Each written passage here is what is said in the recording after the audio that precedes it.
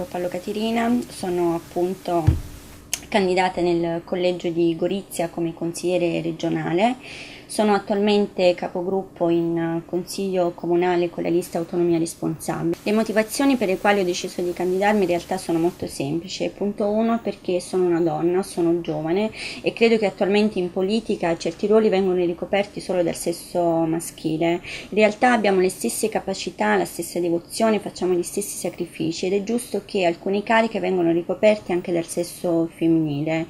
Il secondo obiettivo è semplicemente perché sono stanca, come tutti i cittadini che le hanno fatto anche evidenziare con il voto nazionale, sono stanchi dei soliti politici. Questo significa che c'è voglia di cambiamento, lo richiedono, c'è voglia di vivere una nuova politica, una politica che si basa soprattutto sui bisogni e sull'ascolto di quali sono le criticità territoriali.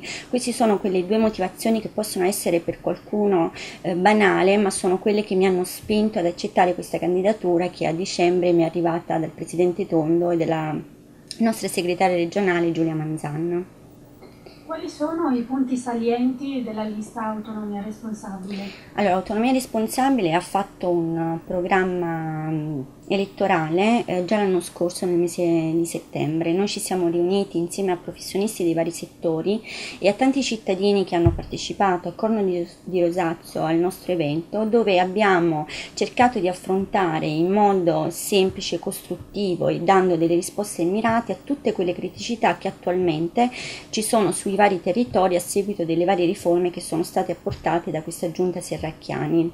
Il primo obiettivo è sicuramente andare a risolvere quelle criticità che si riscontrano soprattutto a seguito di questa riforma sanitaria Serracchiani-Telesca. Perché solo chi vive effettivamente l'ambiente sanitario e tutti i cittadini sono coloro che possono dare delle risposte effettive se questa riforma ha funzionato o meno. Attualmente riscontriamo che le criticità più grandi sono soprattutto in merito alle liste di attesa, al rallentamento che la burocrazia ha avuto all'interno delle varie aziende sanitarie, il discorso di ricoveri impropri perché ci sono stati dei tagli per quanto riguarda i posti letto. Autonomia Responsabile come intende affrontare queste criticità? Semplicemente riorganizzando le varie aziende sanitarie. Abbiamo intenzione appunto di dare la possibilità alle aziende su ogni territorio di avere autonomia gestionale, organizzativa e soprattutto amministrativa. Questo velocizzerà i vari interventi burocratici che dovevano essere messi in atto per far sì che ogni azienda, in base alle criticità all'interno del proprio territorio, affrontino in modo molto più rapido e diano delle risposte mirate a quali sono le criticità. Secondo punto è quello di risolvere una situazione territoriale che attualmente presenta ancora tantissime criticità. L'approccio Serracchiani-Telesca era stato quello di creare i CAP, che sono i centri di assistenza primaria. In realtà l'obiettivo che si erano prefissati hanno semplicemente dimostrato che questi centri a livello finanziario sono costati tanti, ma sul territorio non hanno dato la risposta che si sperava. Il nostro obiettivo invece è quella di creare un'azienda unica regionale che verrà articolata poi su tutto il territorio regionale in 4 dipartimenti che risponderanno in modo mirato e diretto in base alle necessità effettive dei territori. Quindi sarà un rapporto molto più ravvicinato e ogni dipartimento, a seconda di quanto si necessita dalle richieste territoriali, verranno date, assegnate delle risorse. Perché noi divideremo le risorse che vengono ripartite da quelle sanitarie a quelle socioassistenziali, in modo tale che questa azienda saprà quanto a disposizione ha a livello finanziario. Per affrontare, per quanto riguarda l'altro problema che è quello del personale, noi attualmente in tutti gli ospedali ci troviamo con una carenza del personale. Se i servizi vengono ancora offerti in modo eccellente, in modo soddisfacente, semplicemente grazie all'operato degli operatori, dei vari professionisti, a partire dai medici, agli infermieri e agli operatori sociosanitari, ma questo non è corretto, soprattutto perché sappiamo tutti che a lungo andare un carico di stress emotivo e psicofisico può indurre il personale al burnout. Cosa intendiamo fare noi di autonomia responsabile? Quella di dare delle risposte mirate e quindi cercando di definire delle linee di programmazione che sono annuali e triennali per capire bene quali sono il fabbisogno, qual è il fabbisogno effettivo all'interno di ogni azienda, velocizzare quindi anche le modalità di assunzione e garantire che ci sia un turnover di tutto il genere, le varie categorie di professionisti.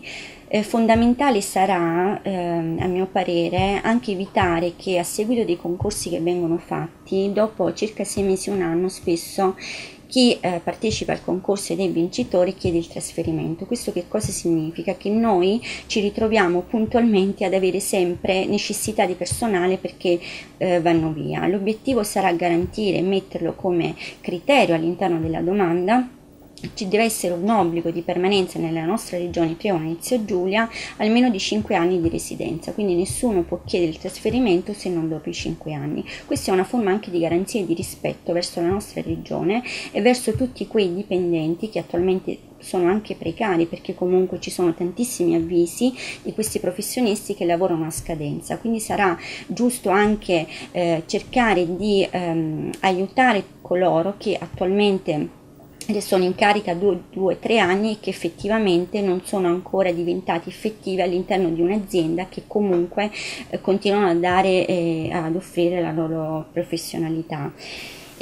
Punto fondamentale di cui io personalmente sono il mio obiettivo, quello su cui ci tengo particolarmente a soffermarmi, è il discorso dei 2 ospedali, quello di Gorizia e di Monfalcone, forse perché effettivamente è quello che più mi riguarda, essendo goriziana e vivendo a Gorizia. Attualmente, a seguito della riforma Telesca-Serracchiani, noi ci troviamo quasi a competere con l'ospedale di Monfalcone. Questo che cosa significa? Che a discapito dei servizi che vengono offerti ci vanno i cittadini. E 2 ospedali a distanza di 30 km è quasi assurdo entrare in competizione. Quello che invece bisognerebbe fare è puntare sulle specificità dei reparti. Che cosa significa? Che le risorse che devono essere utilizzate devono essere mirate.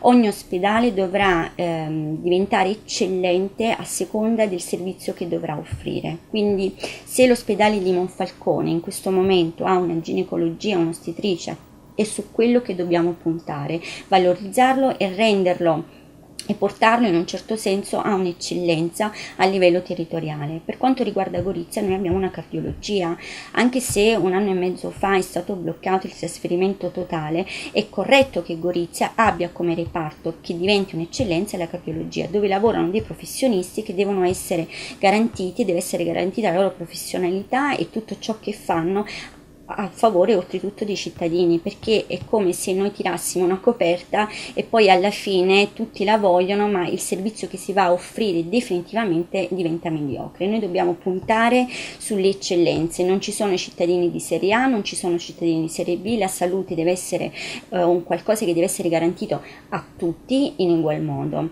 Quindi l'obiettivo sarà puntare sui 2 ospedali rendendoli eccellenti, anche se sono a distanza di 30 km. È una fortuna che in molti altri territori non c'è, quindi fare a gara è inutile perché a danneggiare sono semplicemente i cittadini.